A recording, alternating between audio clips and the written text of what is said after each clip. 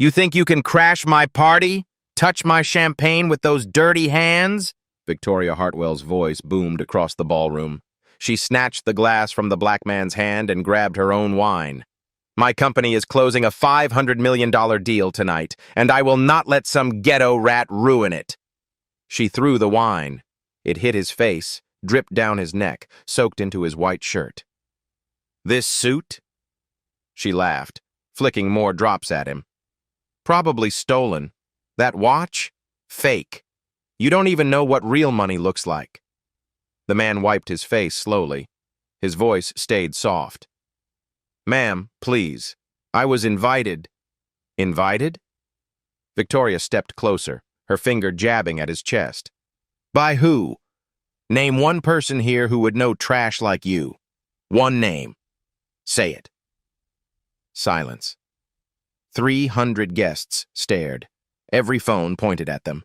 Have you ever seen someone so confident they had no idea they were about to lose everything? 45 minutes earlier, Daniel Torres had stepped out of a black Mercedes S-Class on North Michigan Avenue. The driver held the door. Cool October air hit Daniel's face as he straightened his Brioni suit jacket. The Millennium Tower rose 60 floors above him. Every window blazed with light. A red carpet stretched from the sidewalk to the gold-trimmed entrance. Pick me up at 11, James. Yes, sir. Daniel walked alone. His leather shoes clicked against the pavement.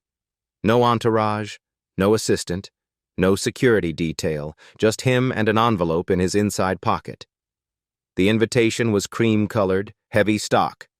Embossed gold lettering read, Annual Summit Gala, Fortune 500 Leaders. At the bottom, smaller text, hosted by Torres Venture Capital. His company, his event, his $250,000 donation that made tonight possible. A valet rushed forward. Daniel waved him off with a polite smile. He checked his phone. One new email from his CFO, Sarah Carter. Subject line, Hartwell Industries, Final Contract Review, Monday, 9 a.m. The preview text showed the first line, All terms agreed. $500 million infrastructure investment ready for signature. Howard Hartwell Sr., confirmed attendance. Daniel slipped the phone back into his pocket. 5 years of negotiations, dozens of meetings, background checks on every Hartwell executive, due diligence reports stacked 3 feet high in his office. Everything pointed to Monday. Everything pointed to yes. He stepped through the gold doors into a marble lobby. Crystal chandeliers hung from a ceiling painted with Renaissance-style frescoes. A string quartet played near the elevators. The music echoed off stone walls. Good evening, sir. The woman at the registration desk smiled. Her name tag read, Rebecca Walsh, Event Coordinator. Daniel Torres. Rebecca's fingers flew across her tablet. Her eyes widened slightly. Mr. Torres, of course. You're our primary sponsor tonight. Just here to support a good cause. The Children's Hospital thanks you. She handed him a program. The main ballroom is on the 60th floor. Cocktail hour is underway. Daniel took the elevator alone. Soft jazz played through hidden speakers. The car rose smoothly, quickly. His reflection stared back from polished brass doors. 42 years old, black Latino, first-generation college graduate, built his venture capital firm from nothing 15 years ago. Now he controlled $3.2 billion in assets across tech, infrastructure, and real estate. He owned 40% of this building. The elevator dinged. Doors opened to reveal the ballroom. 300 guests filled the space. Men in tuxedos, women in gowns that cost more than cars. Servers weaved through the crowd with champagne and hors d'oeuvres. Everyone networked, smiled, made deals in hushed voices. Daniel recognized faces from Forbes covers. CEOs, investors, politicians. Old money and new wealth mixing under chandeliers worth millions. Near the bar, a woman's laugh rose above the crowd, loud, commanding. Everyone around her turned to listen. Victoria Hartwell. Daniel had seen her photo in the due diligence reports. 38, VP of Strategic Partnerships at Hartwell Industries. Daughter-in-law of the founder. Known for closing deals and burning bridges in equal measure. She wore a cream-colored gown that probably cost $50,000. Diamonds at her throat, wrists, ears. Her blonde hair was pulled back tight, showing off her face. 5 people surrounded her, all white, all laughing at something she'd said. And then I told them, Victoria's voice carried across the room, if you can't afford our rates, maybe try a company that values diversity over quality. The group erupted in laughter. Daniel saw a few other guests shift uncomfortably. No one spoke up. He moved toward the bar, keeping his distance. A server offered champagne. Daniel took a glass. Daniel! Michael Carter pushed through the crowd. Asian American, 40, Daniel's business partner for 10 years. Michael had arrived earlier to work the room. You made it. How's the traffic? Fine. Anything I should know? Michael glanced toward Victoria's group. His expression tightened. The Hartwells are here. Howard Sr. left an hour ago. Said he wasn't feeling well. Victoria and Bradley are holding court. I saw. She's been... Michael searched for the word. Herself. Made a comment earlier about affirmative action hires ruining corporate culture. Anyone push back? 3 people left. Everyone else pretended not to hear. Daniel nodded slowly. He'd read the reports.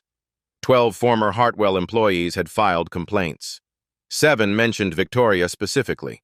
All complaints mysteriously disappeared before reaching HR. The company needed his money. $500 million to expand their infrastructure division. Without it, bankruptcy in 18 months. That gave him leverage. Enough leverage to demand changes. Real changes.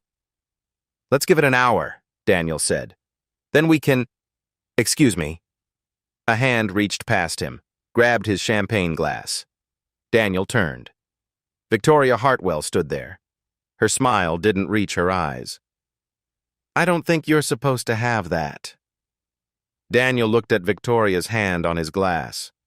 Her nails were painted blood red. A diamond ring the size of a marble caught the light. I'm sorry? The champagne. Victoria's smile stayed frozen. It's for guests, not staff. Michael stepped forward. Victoria, this is... She held up one hand. Michael, I'm handling this. You can go back to networking with people who actually matter. Her friends circled closer. A man in his mid-40s, thick neck, expensive watch. Bradley Hartwell, Victoria's husband. CFO of Hartwell Industries. A woman with sharp cheekbones and sharper eyes. Jennifer Ashton, PR director. Always within arm's reach of Victoria. 2 others Daniel didn't recognize. Both watches were entertainment. Ma'am, I think there's been confusion, Daniel said quietly. I'm a guest here. Victoria laughed. The sound was harsh, brittle. A guest? Really? And who exactly invited you? The same organization that invited everyone here. Name them. Daniel stayed silent. He could end this in 5 words. Could pull out his invitation. Could call Rebecca Walsh over. Could make Victoria understand exactly who she was talking to. But something stopped him. Maybe curiosity. Maybe the desire to see how far she would actually go. That's what I thought. Victoria turned to her group. See? They don't even prepare these people with decent lies anymore.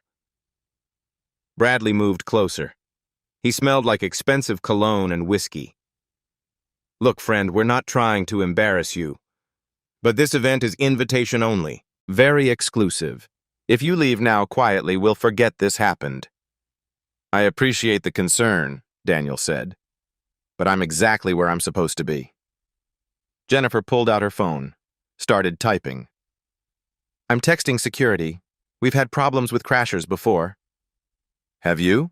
Daniel asked. When was the last time? Silence.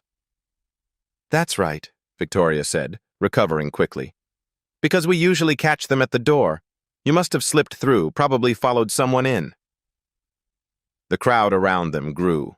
Phones came out. Daniel saw at least 10 people recording. This would be online in minutes.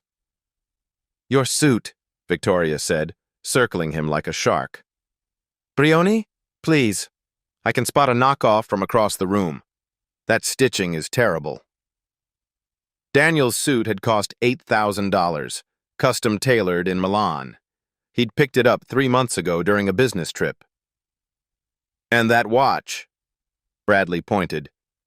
Is that supposed to be a Patek Philippe? The face is all wrong? It is all fonts off. The watch was real, inherited from Daniel's grandfather, worth more than Bradley's car. Where did you get that invitation? Victoria demanded. Show it to me, right now. Daniel reached into his jacket. His fingers touched the envelope, but before he could pull it out, Victoria snatched it from his hand. She tore it open, scanned the text. Her eyes narrowed. This is fake. Obviously fake. Anyone can print something on cream paper. Let me see that. Bradley took the invitation, studied it. The font looks right, but nothing, Victoria interrupted. Look at him, Bradley. Does he look like he belongs at a $50,000 per seat event? What exactly am I supposed to look like? Daniel asked. The question hung in the air. Victoria's mouth opened, closed. She knew the trap. Professional, she finally said. Established. Someone with actual credentials. I have credentials. Like what? A community college degree? A participation trophy? Jennifer laughed, covered her mouth. Sorry, that was just accurate, Victoria finished. She turned to the growing crowd. This is exactly what's wrong with society today. Standards mean nothing. Quality means nothing. We're supposed to just let anyone into our spaces because of some misguided sense of... She stopped herself. But everyone knew what she'd almost said. Michael pushed through. Victoria, you need to stop. Right now. Or what? You'll report me? She laughed again. Michael, your firm does what? $20 million a year? My family's company does $2 billion. I could buy your entire operation with pocket change. This isn't about money. Everything is about money. Money equals power, equals access. Victoria grabbed a fresh wine glass from a passing server. And this man has none of those things. Daniel watched her hand. Watched the glass. Knew what was coming next. Ma'am, he said quietly. He said, please don't. Don't what? She stepped closer. The wine sloshed in the glass. Don't expose fraud? Don't you protect the integrity of an event my company helped sponsor? Your company helped sponsor? Michael's voice rose. Are you serious right now? $50,000, Victoria said proudly. We bought a table, unlike some people who probably found a torn ticket in the trash. The wine glass tilted. Daniel saw it happening in slow motion. Saw the red liquid leave the glass. Felt it hit his face, his neck, his shirt. It was cold. It smelled like cherries and oak. It soaked through his collar, down his chest. Victoria didn't stop. She poured until the glass was empty. Then she grabbed another from a nearby table and threw that too. Maybe now you'll learn where people like you actually belong. Serving drinks, not drinking them. The ballroom went silent. Even the string quartet stopped playing. Daniel stood there. Wine dripped from his chin. His $8,000 suit was ruined. His grandfather's watch had red droplets on the crystal face. He pulled out his handkerchief, wiped his face slowly, methodically. You done? He asked. Victoria's chest heaved. Her face was flushed. I'm just getting started. Security! Two men in dark suits pushed through the crowd. Private security, built like linebackers. Name tags read, Morrison Security Services. This man, Victoria pointed at Daniel, crashed this event. I want him removed. I want him arrested. I want his name blacklisted from every venue in Chicago." The lead security guard, Frank Morrison, approached carefully. "Sir, I'm going to have to ask you to come with me." "Of course." Daniel's voice stayed calm. "I understand you're doing your job." "Don't be so understanding," Victoria snapped. "You should be apologizing, begging. You assaulted me with your presence." "I assaulted you? You made me feel unsafe, threatened. I had every right to defend myself and my guests." Bradley stepped beside his wife. United front. "Our lawyers will be involved. You can count on that." "Your lawyers?" Daniel smiled slightly. The first real emotion he'd shown. "Interesting." "What's funny?" Victoria demanded. "Nothing. Nothing at all." Daniel turned to Frank. "Should we go to your office?" "This way, sir." As Frank led Daniel toward the exit, Victoria followed. Her voice echoed off the marble walls. "Let everyone see this! Let everyone see what happens when you try to infiltrate spaces you don't belong in." Her friends followed. Jennifer filmed everything on her phone. "This is going on our company socials. How Victoria Hartwell protects corporate excellence." "Great idea," Bradley said. "Show the world we don't tolerate fraud." Daniel walked calmly between the security guards. His shoes squelched slightly. Wine dripped onto the floor with every step. Behind him, the whispers started. "Did you see that? She just threw wine on him. That seemed excessive. Should we say something?" But no one did. No one stepped forward. No one confronted Victoria. They just filmed, and watched, and posted. By the time Daniel reached the security office on the 59th floor, the video had 17,000 views. Victoria followed them into the small room. Brady and Jennifer crowded in behind her. The space smelled like coffee and cleaning supplies. Frank sat at a desk with 2 computer monitors. "Sir, I need to verify your identity." "Of course." Daniel reached for his wallet. "Don't trust whatever ID he shows you," Victoria said. "Fake IDs are everywhere. I want you to call the police, real police. Let them handle this." Frank looked uncomfortable. "Ma'am, I need to follow protocol. I am the protocol." Victoria pulled out her phone. "I'm texting my father-in-law right now. He owns 20% of this building. One call from him and you're unemployed. Do you understand?" Frank's jaw tightened. He picked up his desk phone. Daniel sat in a plastic chair, wiped more wine from his face, and waited. This was about to get very interesting. The security office was cramped, beige walls, flickering fluorescent lights, a water cooler in the corner that hummed too loudly. Frank Morrison sat at his desk, fingers hovering over the keyboard.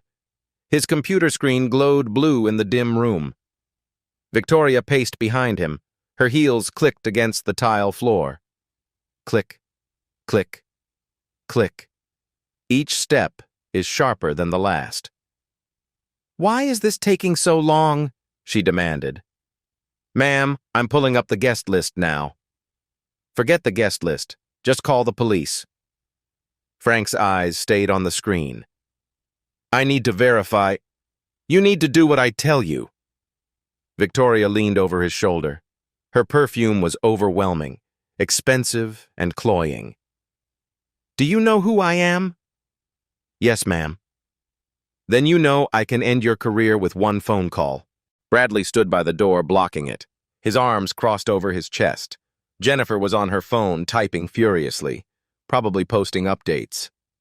Daniel sat in the plastic chair against the wall. His suit stuck to his skin. Wine had dried sticky on his neck. He looked completely calm, almost bored. "Found it," Frank said quietly.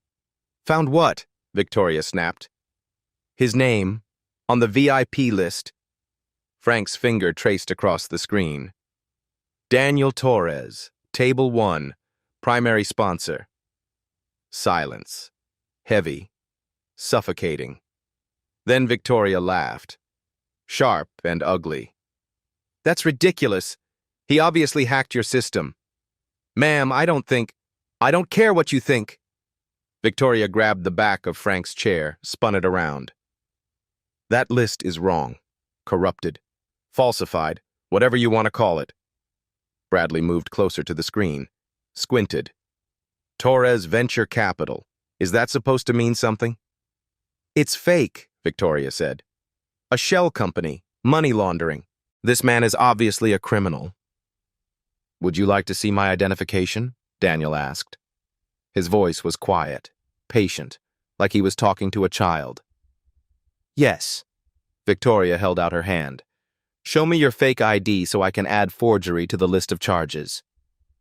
Daniel pulled out his wallet, removed his driver's license, handed it to Victoria.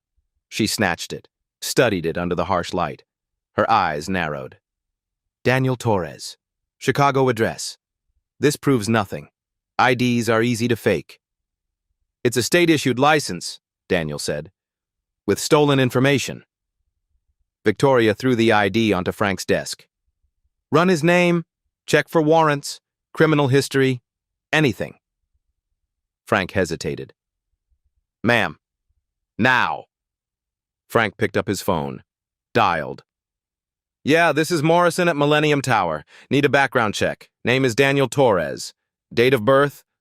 He read from the license. The wait was painful. Victoria paced. Bradley checked his own phone. Jennifer kept filming everything.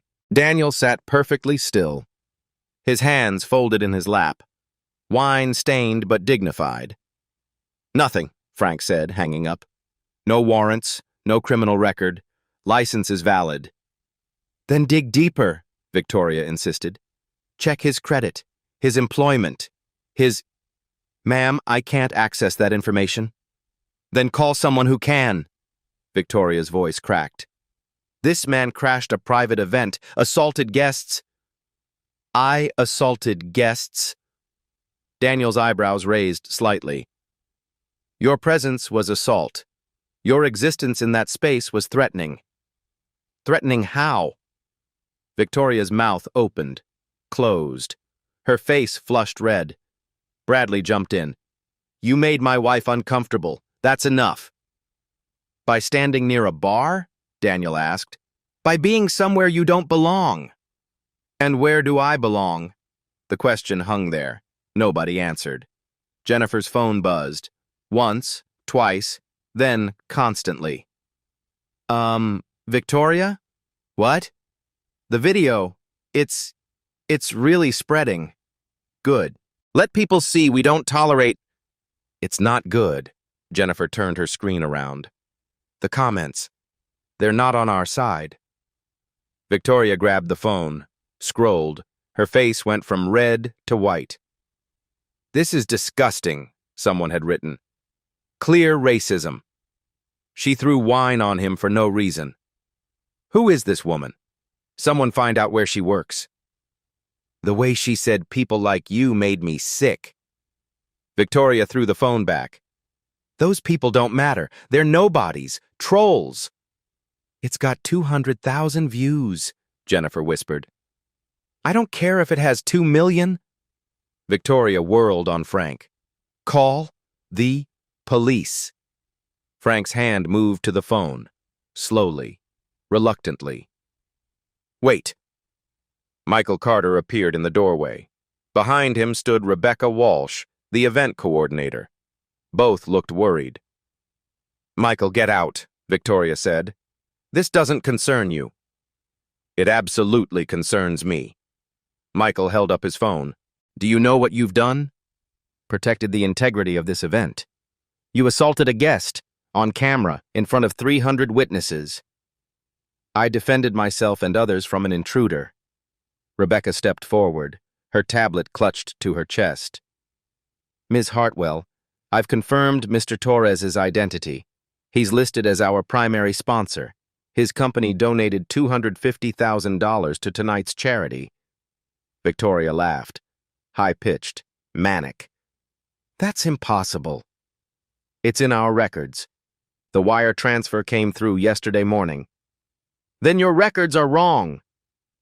Ma'am, everyone stop. Victoria's voice echoed off the walls. I don't care about records or lists or donations. I know what I saw. This man doesn't belong here, period. Based on what? Michael demanded. Based on... Victoria stopped, breathed hard through her nose. Based on my judgment, my experience, my instincts about who belongs in our world. Your world, Daniel said softly. Yes, my world. Victoria turned to him. A world you could never understand, never access, never be part of, no matter how many fake companies you invent or IDs you forge. Bradley's phone rang. He looked at the screen. His face went pale. It's Dad. Don't answer it, Victoria said. It's Dad. I have to. I said don't. But Bradley was already answering. Hello? Dad, we're in the middle of... He went silent. Listened. His eyes widened. No, that's not... We didn't know.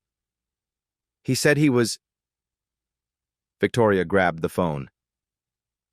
Howard? Dad? Listen, there's been a situation. An intruder at the gala. We handled it, but...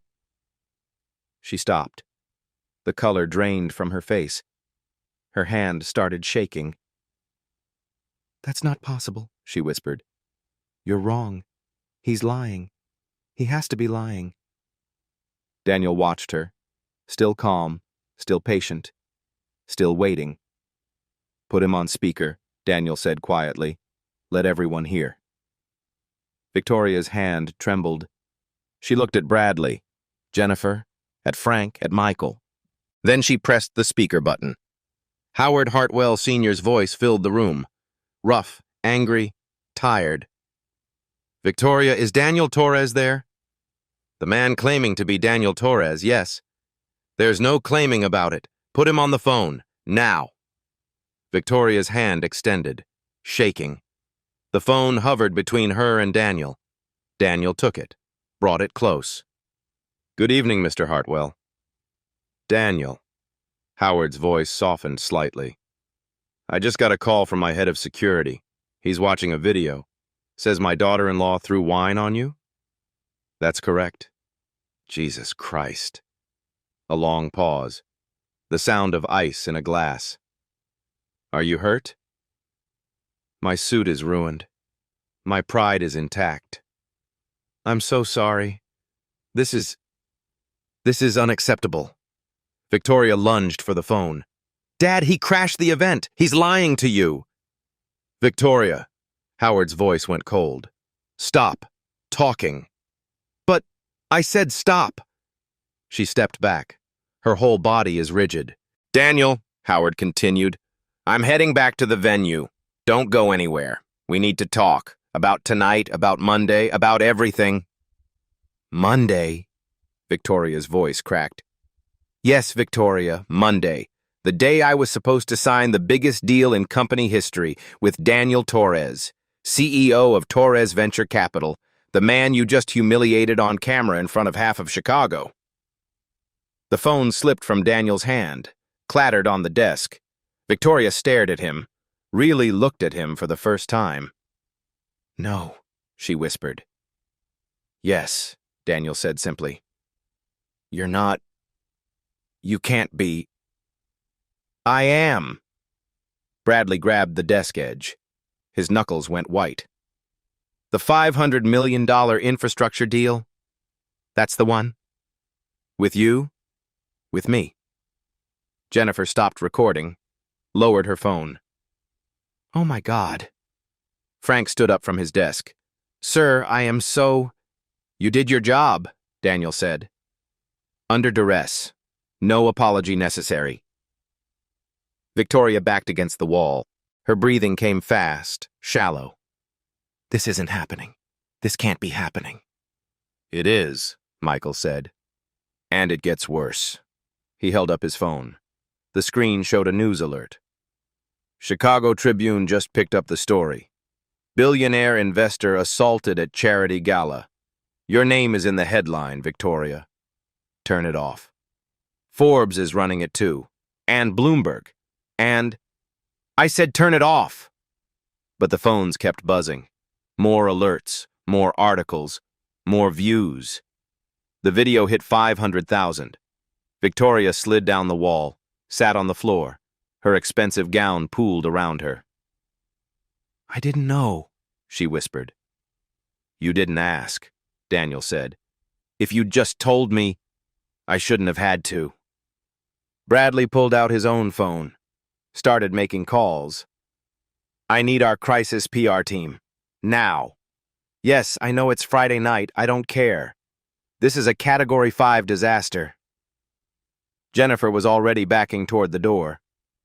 I need to delete those posts. Oh God, I need to delete everything. Too late, Michael said. Screenshots are everywhere. A knock on the door. Everyone jumped. Rebecca poked her head in. The police are here. Someone called about trespassing? Frank closed his eyes. That was me, before I knew. Send them in, Daniel said. Victoria looked up from the floor. Mascara ran down her cheeks. You're pressing charges? That depends, Daniel said, on what happens in the next 5 minutes. 2 Chicago PD officers stepped into the already crowded room, and everything changed again. Officer Martinez stepped in first. Latina, mid-30s, tired eyes. Her partner, Officer Kim, followed. Korean-American, younger, hand near his radio. We got a call about trespassing, Martinez said. Victoria jumped up. Officers, thank God, this man crashed our event. He's been threatening guests. Arrest him immediately. Your name? Victoria Hartwell, VP of Strategic Partnerships at Hartwell Industries. Martinez turned to Daniel. And you? Daniel Torres. Kim typed on his phone. His eyes widened. Torres Venture Capital? You're the CEO? Yes. Ma'am, Torres VC is registered with the SEC. $3.2 billion in assets.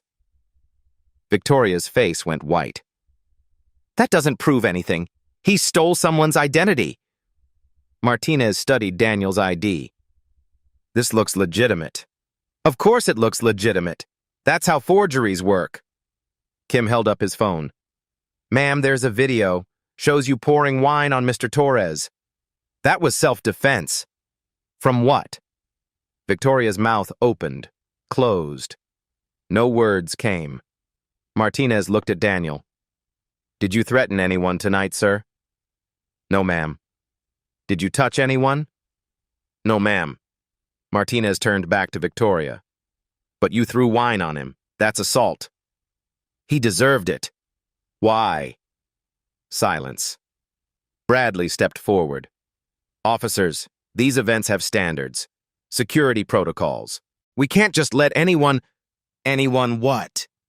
Kim's voice sharpened. Bradley stopped talking. Daniel's phone rang. He glanced at the screen, smiled slightly, answered on speaker. Daniel? Howard Hartwell Sr.'s voice filled the room. I'm in the lobby. Coming up. Is Victoria there? She is, sir. Good. We need to talk. About what happens next. Victoria grabbed Bradley's arm. We need to leave. Now. The elevator dinged. Howard Hartwell Sr. walked in. 72. Silver hair. Expensive suit hanging loose. He looked tired. Sick. But his eyes burned with anger. Dad, Victoria started. Howard raised his hand, walked straight to Daniel, extended his other hand. Mr. Torres, I am profoundly sorry. Daniel shook it. We'll discuss it. Howard turned to Victoria. You're suspended, effective immediately. What? You can't... I'm chairman of the board. I absolutely can. Over a misunderstanding? You assaulted the man holding our company's future, on camera. This isn't a misunderstanding, it's a catastrophe. Bradley stepped between them. Sir, you're overreacting. PR can spin this. You're suspended too. What? Both of you. Pending investigation. Howard looked at Martinez. What charges is she facing? Assault, false police report, possibly hate crime enhancement. Victoria's legs buckled. Bradley caught her. Hate crime? She whispered. Kim read from his phone. You said people like you, questioned his belonging based on appearance, assumed theft and poverty, all on video. Jennifer spoke from the corner. I have more videos, from before, where Victoria made other comments. Shut up, Victoria hissed. Comments about what? Martinez asked. About diversity hires, quotas, people who don't belong. You're fired, Victoria spat. You can't fire anyone, Howard said quietly. You're suspended. Daniel pulled out his phone, turned the screen. A news headline. Torres Venture Capital CEO assaulted at charity event. Video goes viral. Another. Hartwell Industries exec caught in racist tirade. Another. Fortune 500 company faces backlash after VP attacks black investor. 1 million views. And climbing. The deal, Victoria whispered. The 500 million. We can still... There is no deal, Daniel said. But we need it. Without it, you're bankrupt in 18 months. I know, I read the reports. Then you understand we're desperate. I was willing to invest. Was. You can't pull out over this. I can, and I am. Howard aged 10 years old at that moment. His shoulders sagged. Victoria turned to Martinez. Fine, arrest me then. This is insane. All of this over one tiny mistake. Tiny? Daniel's voice went cold. You humiliated me publicly, called me trash, said people like me don't belong, threatened everyone who helped me, lied to the police. He stepped closer. Victoria pressed against the wall. And you call it tiny? Martinez put away her notepad. Ma'am, come to the station for questioning. Bring a lawyer. Am I under arrest? Not yet. Depends on Mr. Torres's statement. Victoria looked around, at her husband, her father-in-law, Jennifer, the officers, Michael, Rebecca. All stared back with disgust, pity, contempt. Finally, she looked at Daniel. What do you want? Justice. I'll apologize, publicly, whatever you want. Too late. It's never too late. It is when you've destroyed everything in one night. Howard left without looking at her. The room felt smaller, colder. Victoria's perfect world had collapsed, and Daniel Torres held every piece. The security office felt like a tomb. Silent except for Victoria's breathing. Fast, shallow, panicked. She slid down the wall. Her designer gown crumpled around her. Mascara streaked her face in black rivers. Daniel, Mr. Torres, please. Her voice cracked. I made a terrible mistake. Daniel stood by the window, watched the city lights below. You made several deliberate choices. I didn't know who you were. That's the problem. You didn't need to know. Bradley knelt beside his wife. Surely we can work this out. We're all professionals here. Daniel turned. His wine-stained suit caught the fluorescent light. Professional is the last word I'd use for either of you. Victoria grabbed the desk edge, pulled herself up. It was the stress, the pressure of tonight. These events are so intense, and I thought... You thought what?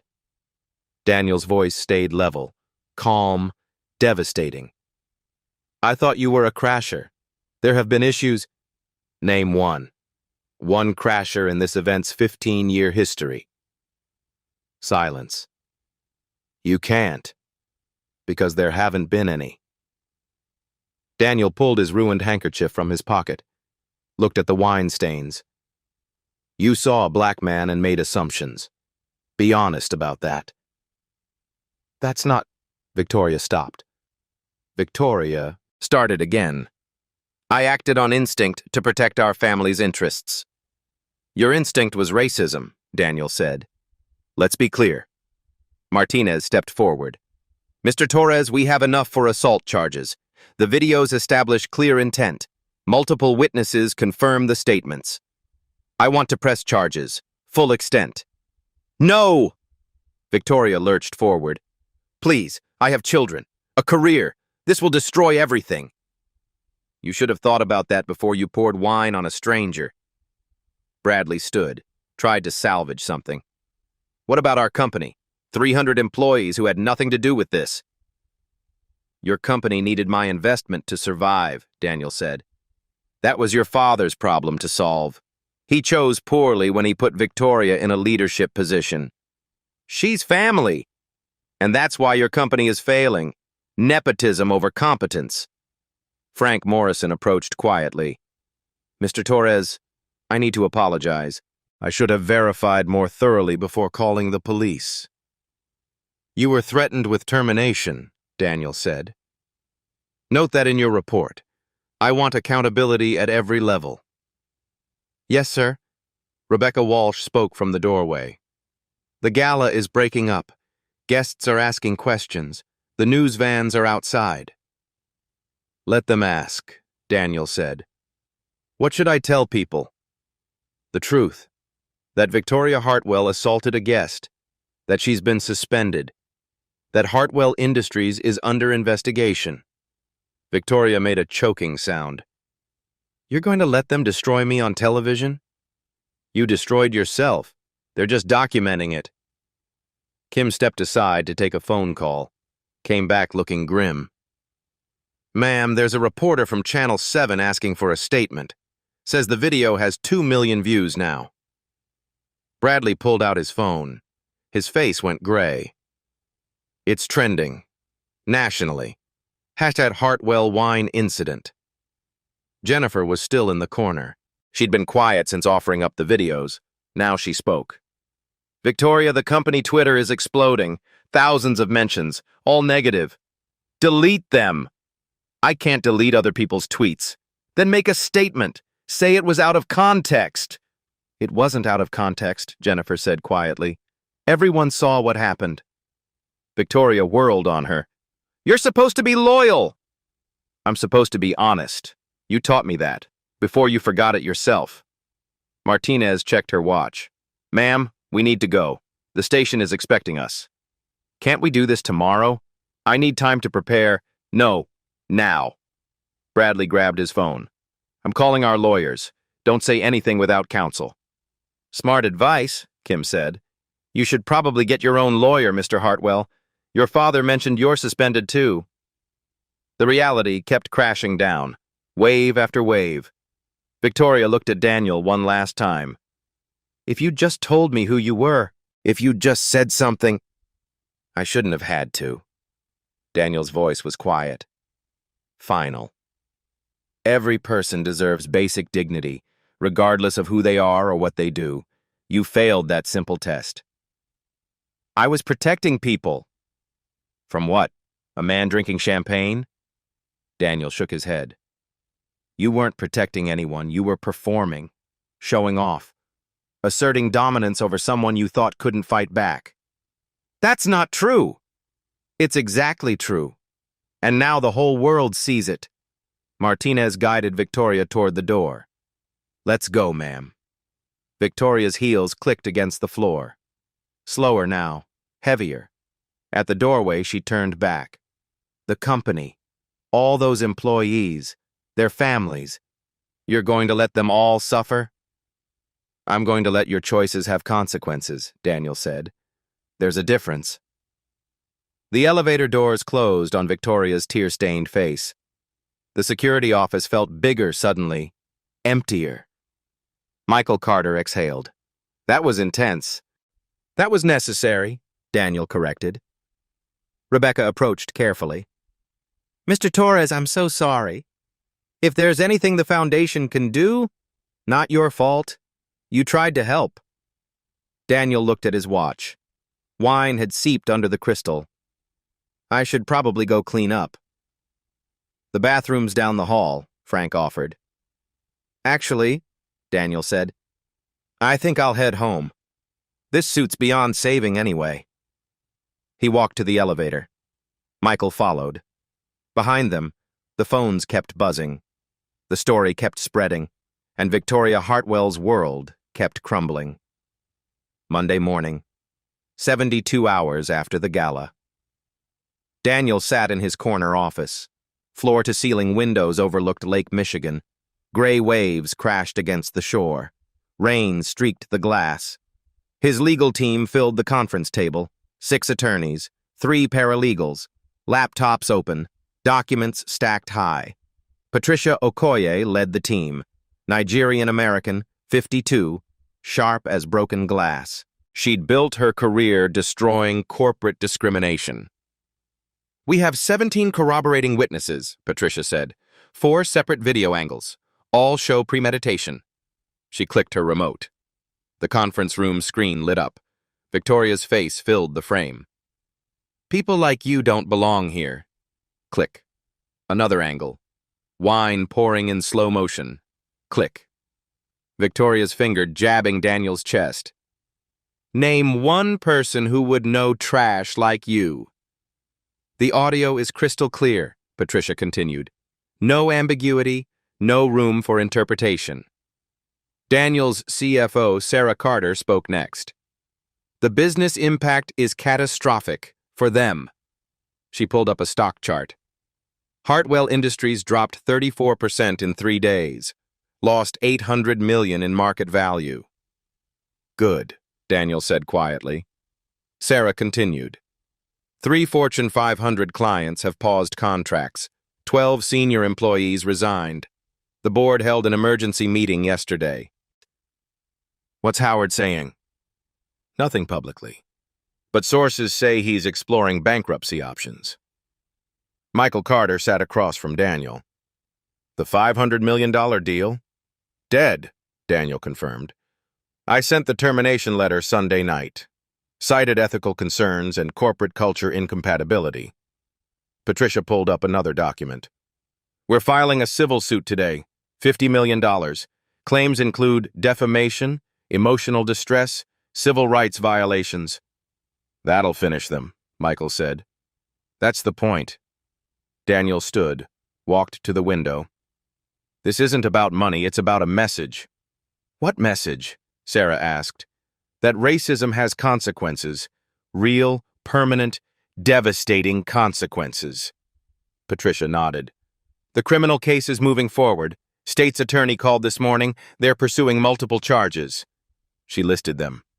Assault and battery. Video evidence is overwhelming. Filing false police report. Frank Morrison's testimony confirms Victoria lied. Hate crime enhancement. Multiple witnesses confirm racial motivation.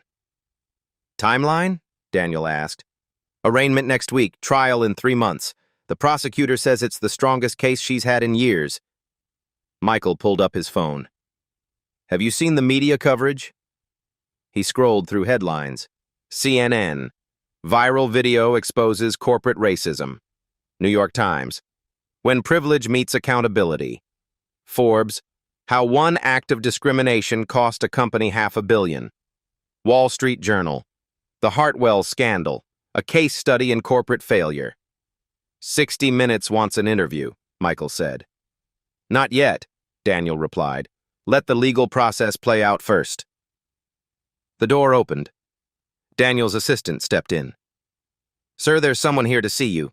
Says it's urgent. Who? Howard Hartwell Sr. The room went silent. Daniel considered. Send him in. Howard walked in slowly. He'd aged more in 3 days. His suit hung looser. His face was gray. He carried a briefcase that shook in his hand. Daniel, thank you for seeing me. Mr. Hartwell. Howard sat without being asked. Set the briefcase on the table. I came to beg. That won't change anything. I know, but I have to try. Howard opened the briefcase, pulled out financial statements. The company is finished. Bankruptcy filing is drafted. We'll announce Thursday. I'm aware. 300 employees will lose their jobs. Most have families, mortgages, kids in college. And whose fault is that? Howard closed his eyes. Mine. I put Victoria in that position. I ignored the complaints, the warnings. I chose family loyalty over corporate responsibility. Yes, you did. I'm asking you to reconsider the investment. Not for Victoria, not for me. For those 300 people who did nothing wrong. Daniel walked back to the window, watched the rain. You're asking me to save a company with a rotten culture, to reward bad behavior, to send the message that racism is acceptable as long as you apologize afterward. I'm asking you to show mercy. Mercy? Daniel turned. Did Victoria show me mercy when she humiliated me in front of 300 people? When she called me trash? When she tried to have me arrested? Howard said nothing. No, she didn't. Because people like me don't get mercy in your world. We get wine thrown on us. We get profiled. We get assumed to be criminals or staff or anything except what we actually are. Patricia started packing up. Mr. Hartwell, this meeting is over. But Howard pulled out another document. I have something else. He slid it across the table. Victoria's complete employment file. Every complaint ever filed against her. 14 in total. All buried by HR. All because she was family. Daniel picked it up, flipped through pages. Employee testimony. Racial slurs. Discriminatory hiring practices. Promotion denials based on race and gender. Why are you showing me this? Daniel asked. Because it should go on record. Because people should know this wasn't isolated. It was systemic. Howard's voice cracked. I failed those employees. I failed my company. I failed you. Yes, you did. I'm stepping down as chairman. Effective immediately. I'll cooperate fully with any investigation. Criminal or civil. Daniel set down the file. That's a start. Will you consider dropping the civil suit? No. Will you reconsider the investment? No. Howard stood slowly. Then I guess we're done. We've been done since Friday night. Howard walked to the door, stopped. For what it's worth, I am truly sorry. Not because of the business, because of what she did to you as a human being. He left. Patricia waited 30 seconds. That was hard to watch. Good, Daniel said. 3 months passed like water through fingers. The trial happened in Cook County Criminal Court. Standing room only. Media circus outside. Cameras everywhere. The prosecution presented video evidence. 17 witnesses testified. The defense tried to claim misunderstanding, cultural differences, stress-induced poor judgment. The jury deliberated for 6 hours, guilty on all counts. Sentencing came 2 weeks later. Judge Maria Castellanos presiding, Latina, 60, no patience for excuses. This court has reviewed extensive evidence, she said. What we've seen is not a momentary lapse, but a pattern of behavior rooted in racial bias. Victoria stood. Her lawyer is beside her. She'd lost 20 pounds. Her hair had gone gray at the temples. The assault itself was egregious, the judge continued. The racial motivation, inexcusable. The attempt to weaponize law enforcement against an innocent man, dangerous. The courtroom held its breath. I sentence you to 18 months in county jail, 5 years probation following release, 500 hours of community service with civil rights organizations, mandatory bias training and counseling, $25,000 fine. Victoria's knees buckled. Her lawyer caught her. In addition, Judge Castellanos said, the civil court has ruled in Mr. Torres's favor. $15 million in damages, public apology, lifetime ban from corporate leadership positions. The gavel fell. Victoria was led away in handcuffs. Bradley Hartwell, tried separately, received probation and fines. His financial licenses were suspended. Victoria divorced him during the trial. Hartwell Industries filed for bankruptcy 6 months after the gala. Assets were sold to a competitor. 300 people lost their jobs. 75 years of company history, destroyed by one act of racism. The message was clear. Actions have consequences, and justice, eventually, prevails. 6 months after the trial. Daniel's office looked different now. Same windows, same view of Lake Michigan. But new photos lined the walls.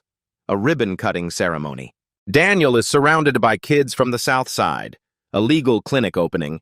Attorneys shaking hands with clients. A Time magazine cover. The CEO who changed corporate accountability. Daniel sat at his desk. Morning sun streamed through the windows.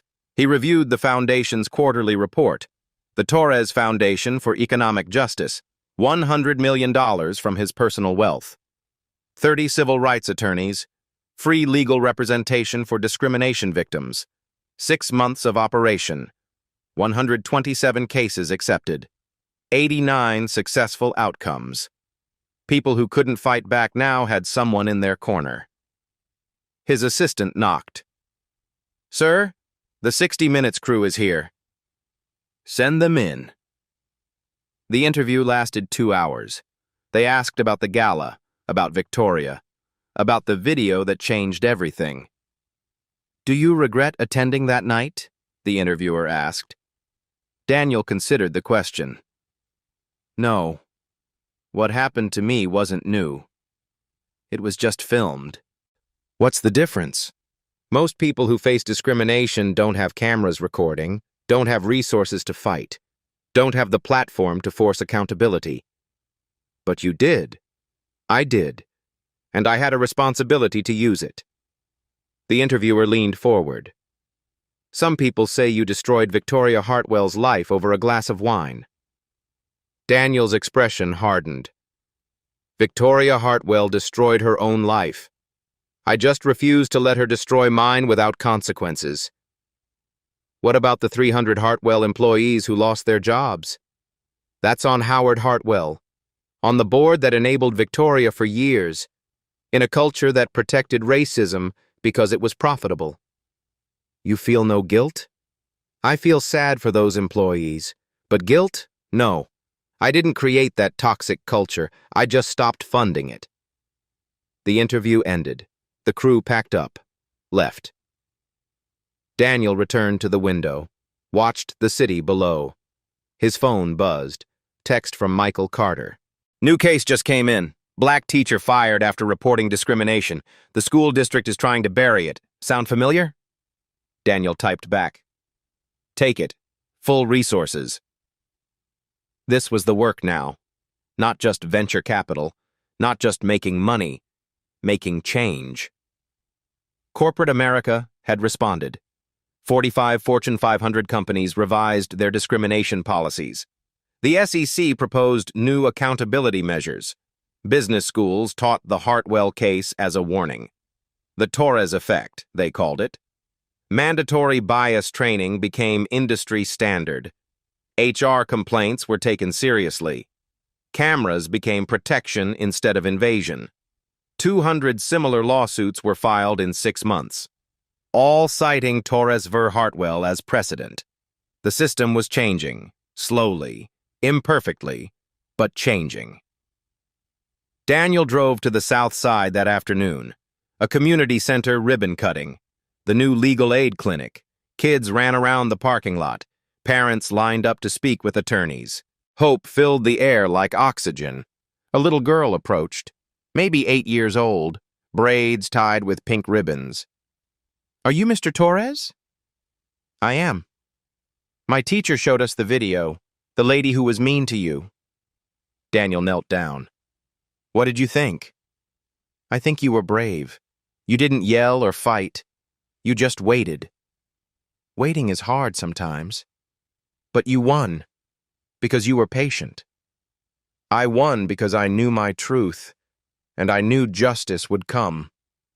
The girl smiled, ran back to her mother. Daniel stood. Cut the ribbon. Cameras flashed. Later, he recorded a message for his social media. 5 million followers now. People who wanted to see accountability, who needed to believe change was possible. People ask me why I pursued this so hard, he said to the camera. Why I didn't just accept an apology and move on. The answer is simple. He paused. Let the words settle. Every day, people face discrimination without witnesses, without phones recording, without resources to fight back. This story isn't exceptional because it happened.